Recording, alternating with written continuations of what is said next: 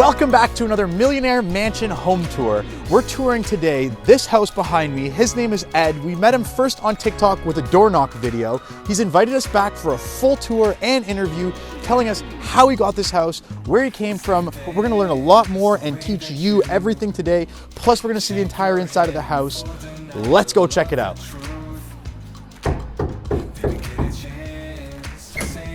Hello! Hey! How's it going? Good. Thank you for inviting me back. I can't wait to see your house. Welcome back, come on in. Awesome. When it was knocking on your door, nobody got in.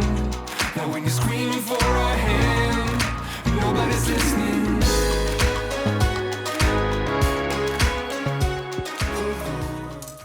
Ed, Yeah. you have invited me back to your beautiful, modern, really personalized home.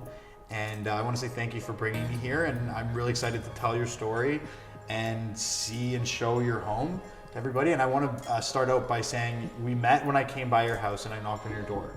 Yeah. And that was when you told the camera that you did mukbang for a living. Right. So can you tell us what mukbang is and why you kind of gave me that answer? Mukbang is it's basically where people go on the internet, YouTube or any kind of streaming service, and they eat publicly. So they basically, you can join in on them while they're having a meal. They're either just eat the meal, or some people actually have gone as far as preparing the meal. But I said that because I have no idea who you are. Sorry. I know you're famous, but I didn't really. Yeah. And I've been in the restaurant business for the last 14 years. And all I've been doing for the last 14 years is basically sharing my life publicly and doing basically that. Here's what we're eating, here's what we're doing, and here's what I'm eating, and sort of my whole life has been a 14-year mukbang, so to say. And on top of it, I would say my entire crew, other than my head chefs, were Korean as well. So nice. I have a very, very strong affinity for my Korean friends. Quick on your feet with that answer, and I can see the connection. That's smart. Who are you? What did you study? And how did you get into the restaurant industry?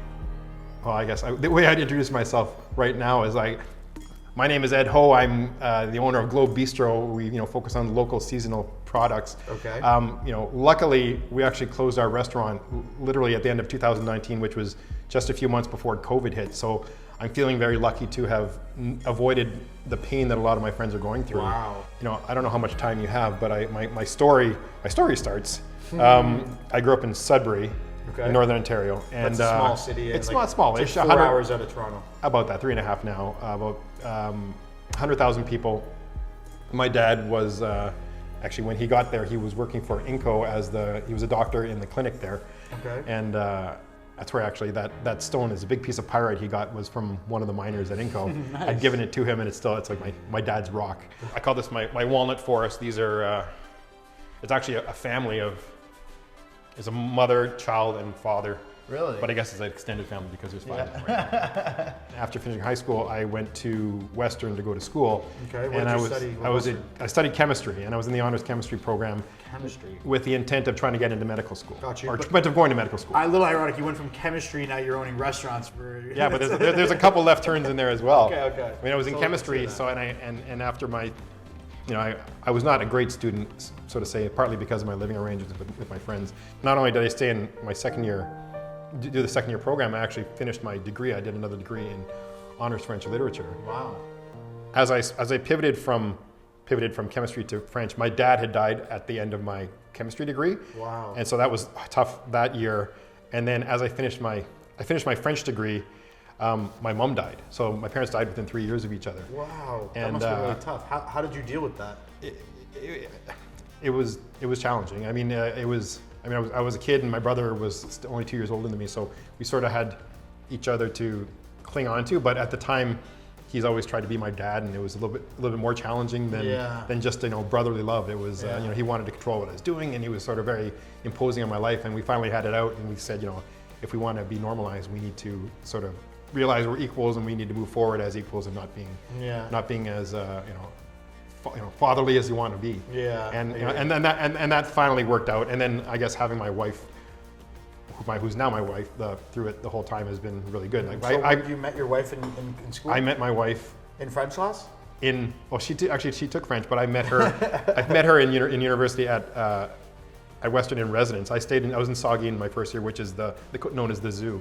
It used to be a really sort of raucous residence with 1,200 kids in it. Like partying? Partying, Oh, yeah. okay. She was my next door neighbor. Oh, no way. In her first year, my second year. And literally, we woke up the first day of Frosh Week, we're all getting drunk at 5 in the morning and getting ready for the kids to arrive. They're coming at 7, they're allowed to start coming into the residence and start assigning their, like, our task was, we were the greeters.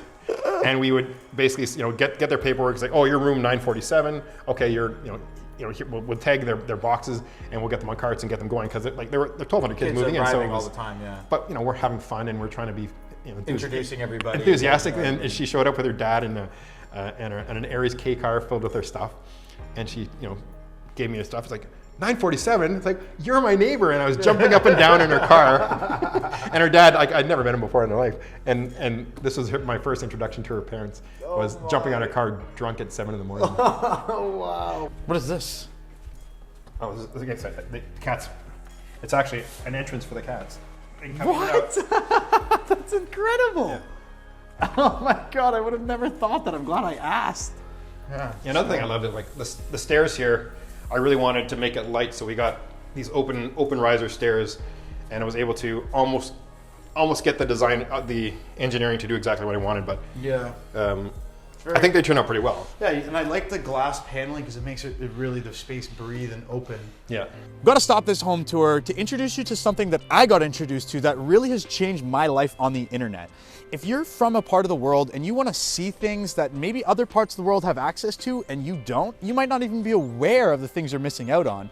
There's a service called Surfshark VPN. If you're in Canada and you'd like to watch American Netflix, Surfshark VPN. And with this video and the link in the description, you'll be able to get 83% off and 3 months for free. Hit the link in the description, use promo code Millionaire, and you'll have all the access to those amazing perks, and you'll be able to see the world through every single lens. Once you hit the link in the description, you'll be taken to surfshark.com, where you'll be prompted with a jaw-dropping VPN deal. Click buy now, and you'll be taken to the next page where coupon Millionaire has already been applied. You'll be able to see all of what the plans include, as well as get 3 months of free access and 83% off future months. You can then also pay through credit card, PayPal, Apple Pay, Amazon Pay, and even cryptocurrency. How crazy is that? Check it out. Back to the home tour. A guy that I went to university with, and he goes, oh, what are you doing? Oh, I'm meeting my wife. She's at the law firm upstairs, and so when he asked me, what am I doing? It's like, oh, I'm handing out resumes to mutual fund companies for client service jobs. And he goes, oh, that's a good company. Have you dropped one off at our company yet? I was like, what do you mean? What's your company? It's like Dynamic Mutual Funds, and we're in the same building, just below where your wife works. The final position, how long was that duration of time? So I went that was 94, and then I got over the wall, so to say, in 98. So it's 4 years. The 4 years you climbed for the position. Yeah, I spent about 6 months in client service. I spent a year and a bit in sales, doing basically supporting our sales network. We sold through brokers, and we were doing that. And then I got on the marketing side, which is fascinating because I was the marketing analyst I took. That's an interesting role. Yeah, so we took all the data, our sales data, and we basically used it as try to figure out ways how you can actually massage the data, like big data before big data existed. Yeah, that's awesome. Yeah, my brain started wandering, and I started escaping through taking some courses at George Brown. I did a cheese course. I did these wine courses, the WSET program. So, but why did you go around and start doing that? Did you have an idea, or like a goal that you wanted to do? I knew food and wine was always interested me, and I'd always wanted to be in the restaurant business at some point. So I thought, it couldn't hurt to learn something. And I've always been learning through my life, so that was the thing I was doing. And I did these courses, and I got to meet some really interesting people. And it's something I've always wanted to do. I've had a passion for it. I love to cook, and I've got the will. And if I don't do it when I'm younger, I figure I'll never do it. And it's one of those things, like, as a conclusions that people make from listening to my story is that their parents don't want them to do certain things. My parents never wanted me to be in hospitality, and most people don't see hospitality as a viable pathway to life. Oh my God, my son's a server, I'm so embarrassed, or my son's a cook, I'm so embarrassed. But there are so many people that have thrived in hospitality. You can make great money in hospitality. You have a lot of control over your schedule sometimes. But I never got to do hospitality as a kid because my parents always said, go to school, get a real job. I left a lot on the table, I would say, from a financial standpoint, if I really wanted to make money and prioritize money as number one thing, staying in the as a portfolio manager would have been more lucrative in the sense that it wouldn't be as much work physically, and it wouldn't take as much capital to make any kind of result. Yeah. But you were following your passion. I was following my passion, and my wife agreed that I was, we could handle doing it, and I went off and did it.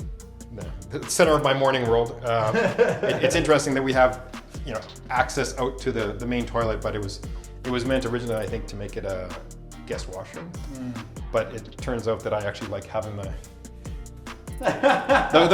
view of my kingdom from the throne, so to say. About 9 years ago now, I got back into acting. Again, one of the things your parents never want you to do. Nobody wants their kid to be an actor. They let me do music, and I was in the music program growing up, but I was never allowed to be, do any acting because heaven forbid you become an actor. Yeah. Oh man, there's a lot of wine bottles in here. There's a lot of bottles in general. This Taylor from 2000, which was a huge year. This won't even be ready for, call it another. It's 2020 now. I give it another 10 years, maybe. Like by the time I'm ready to die, because I literally poured down my throat, and that'll be my death row, my death row indulgence. Because I'm getting very old, I wake up really early now. I don't know what it is as you get older. You want to wake up early because you want to make sure you're still alive. I would say live without regrets and do what you love to do. And if you get stuck doing something you hate, it's not impossible to change. There's always a way. Gotcha. So don't live without regrets. At the very least, I joke, and Daniela hates when I joke about this, when I have my funeral, I hope that the people coming to my funeral are there to celebrate my life and not to make sure that I'm dead. That's a good one. I see it all the time, that people are really unhappy doing what they're doing. And a lot of it happens because, for financial reasons, they have to take a job and they have to follow this path, and they can't leave their job because they need to pay their bills. They're in that position. Now they have a family, and they go through 30 years of their life, and they've never gotten to do, what do you really want to do? I want to be a dancer. Well, okay. Yeah. So Ed, I want to say thank you again for touring your house with me, giving me your whole story. You have an incredible, very unique story like no one I've done before. And your house is beautiful, so many unique aspects of it. And I just want to say thank you so much for having me here and my pleasure. being a part of the channel. It's probably $100 a bottle, but to buy it on the black market, it'd probably cost you $600 to $800 to get that bottle. Wow. Which is, and I have a little tag on it that says, do not drink. In case anybody wanders in here. In case my wife wanders in looking for something. Another successful, amazing home tour. Ed is so unique, different than anybody I've toured with before. I really, truly learned that you gotta follow your heart. Do what you want to do, rather than what maybe other people pressure you to do or suggest you should do. These are the things I love to tell on this channel. If you're not familiar with who I am, my name's Aaron Vankampen. Make sure you like this video and subscribe so you can keep learning more about these homeowners. And if you don't know who I am, I knock on doors and ask the question we all want to know. What do you do for a living?